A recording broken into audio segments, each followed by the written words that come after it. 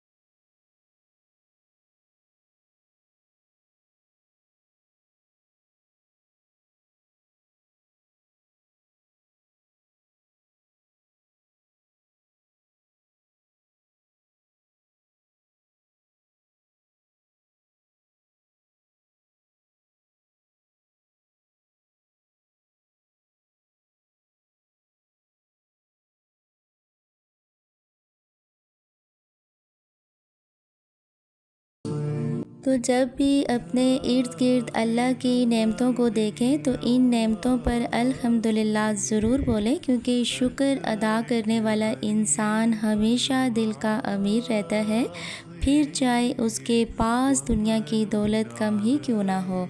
तो आइए आज हम अहद करें कि अपनी ज़िंदगी में शुक्र, सब्र, मोहब्बत और अल्लाह पर भरोसे को मज़बूत करेंगे, अपने बच्चों के साथ अच्छा वक्त गुजारेंगे और हर नेमत पर अल्लाह का शुक्र अदा करेंगे।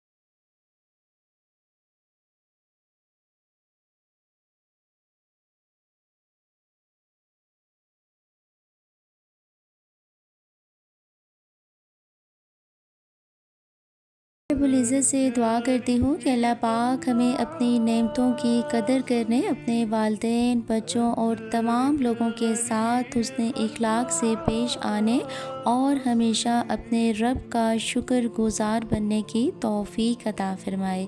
मेरी बातों में कोई भी पॉइंट आपको अच्छा लगा हो तो कमेंट्स में ज़रूर बताइएगा। चैनल पर नए हैं तो सब्सक्राइब करना ना भूलिएगा। इजाज़त